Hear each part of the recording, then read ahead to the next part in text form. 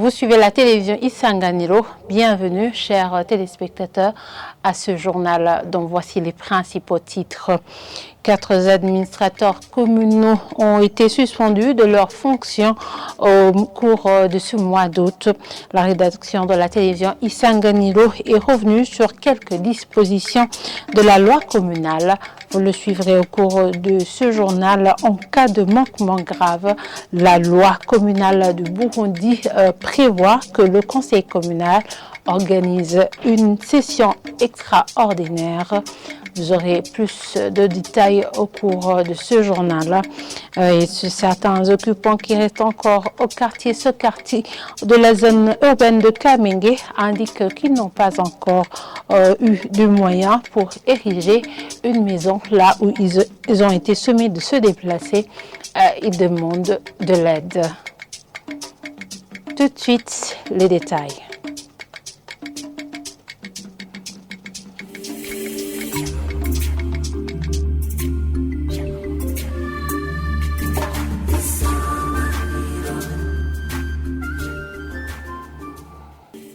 Je vous le disais en titre, des occupants qui restent encore au quartier Sokarti de la zone urbaine de Kamenge disent n'avoir pas encore eu de moyens de se construire des logements dans le site de Maramzia, une localité que le gouvernement du Burundi leur a accordé à la veille de la date butoir.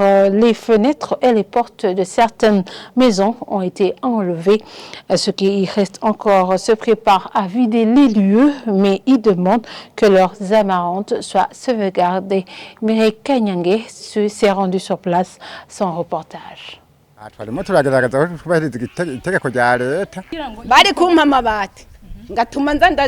Arrivé au quartier Sokarti, l'on voit des gens en train de démolir certaines de leurs constructions. Les occupants sont encore là, l'avant-midi de ce mardi. Pour d'autres, plus personne.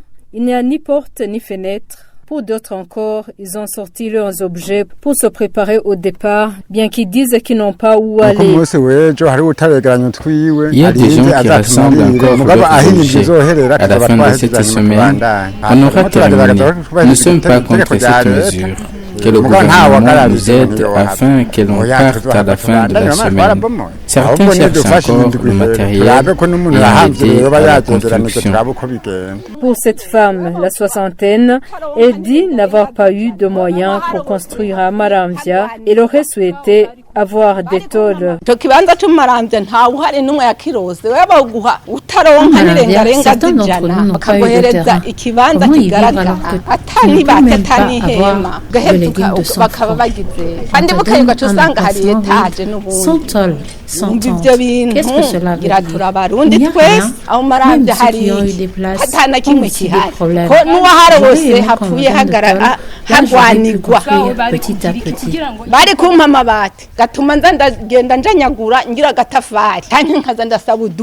Lorsque nous sommes arrivés dans ce quartier l'avant-midi de ce mardi, certaines familles déménageaient déjà. Pour d'autres qui étaient encore dans ce quartier, ils voudraient que leurs amarantes arrivent à terme. La situation se présente ainsi au moment où le 30 de ce mois, c'est-à-dire ce mercredi, c'est la date butoir lancée par le ministre des Infrastructures pour que les occupants vident les lieux en vue des logements sociaux. Merci à Mireille Kanyange pour ce reportage. Le ministère de l'Intérieur peut prendre une mesure portant suspension d'un administrateur communal défaillant en cas de manquement grave. La loi communale du Burundi prévoit que le conseil communal organise une session extraordinaire en vue de statuer sur un vote de défiance. Le procès-verbal relatif est transmis au ministre pour une éventuelle mesure de suspension.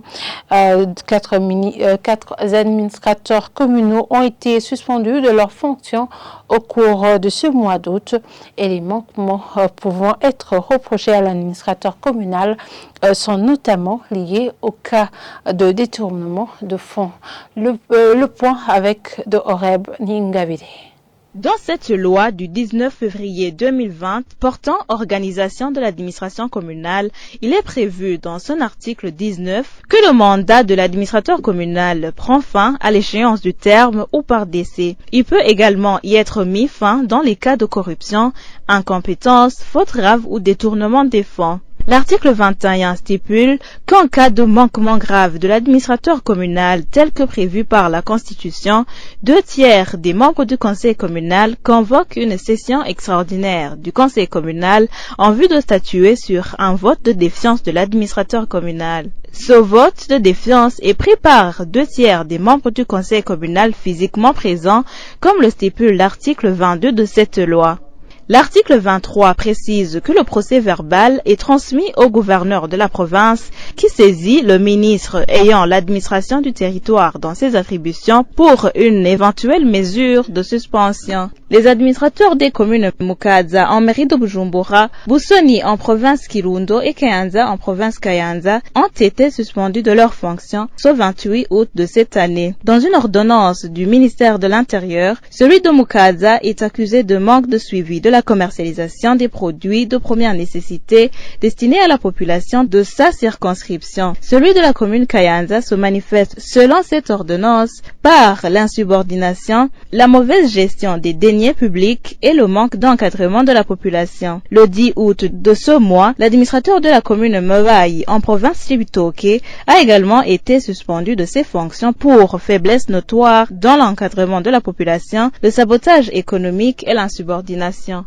Depuis 2021, 21 administrateurs communaux ont été suspendus de leurs fonctions.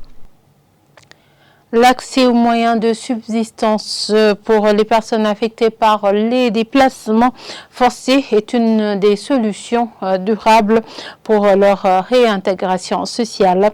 Déclaration du coordinateur de l'organisation du secrétariat régional pour les solutions durables ce lundi au cours d'une exposition photo sur ce thème. Thibaut Van Damme estime que les problématiques liées à l'accès des terres restent cependant un des défis pour la promotion des moyens de subsistance pour ces personnes touchées par les déplacements forcés. Suivez-le. L'accès aux moyens de subsistance, c'est quelque chose qui est extrêmement important parce que ça permet aux personnes affectées par le déplacement forcé de se réintégrer de manière socio-économique dans la société. C'est un facteur extrêmement important pour leur permettre d'avoir une vie décente. Par exemple, dans le cas des personnes rapatriées, on a souvent tendance à s'arrêter à leur phase de retour au Burundi. Donc on estime que dès qu'ils ont reçu le soutien à leur retour au Burundi, qui est sur une durée extrêmement limitée, que la solution durable est atteinte. Ce n'est pas le cas. Le retour, c'est une première phase, et quand on parle de réintégration, c'est un processus qui est beaucoup plus long, qui s'inscrit dans la durée. C'est un processus de développement et qui passe à la fois par une réintégration sociale, c'est-à-dire un accueil dans les provinces où ils reviennent, un bon contact avec les communautés hôtes, et aussi un développement économique qui permet à ces personnes d'être autosuffisantes et de subvenir à leurs propres besoins. Et c'est ça qu'on a voulu mettre en évidence dans l'exposition photo aujourd'hui. On a voulu montrer les activités des différentes ONG membres du REDS dans ce domaine-là.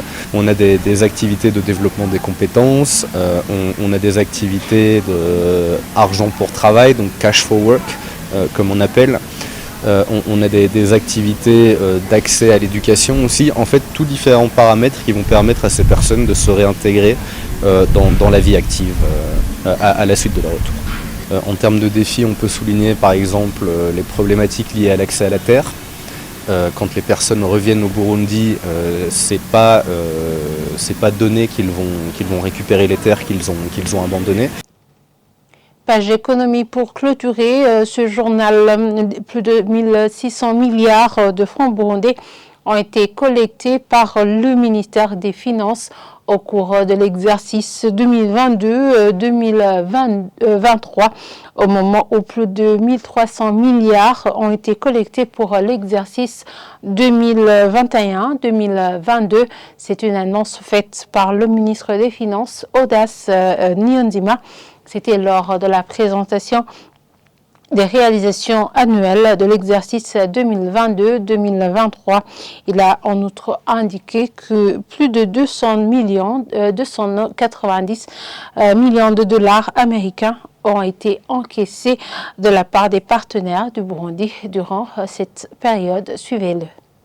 Au cours de l'exercice 2022-2023, les différents départements de l'administration centrale et les institutions sous tutelle du ministère ont chacun, en ce qui le concerne, apporté leur contribution à la réalisation de ces missions. Les réalisations suivantes sont enregistrées au cours de l'exercice 2022-2023. Au niveau de la mobilisation des ressources financières, les ressources financières mobilisées au cours de cet exercice comprennent donc les ressources intérieures et les ressources extérieures. Dans le cadre de la mobilisation des ressources intérieures, le ministère, à travers l'Office burundais des recettes, a collecté des recettes intérieures qui s'élèvent à 1636 milliards de BIF, alors que les réalisations de l'exercice précédent s'élevaient à 1352 milliards, soit une augmentation de 284 milliards d'un exercice à l'autre.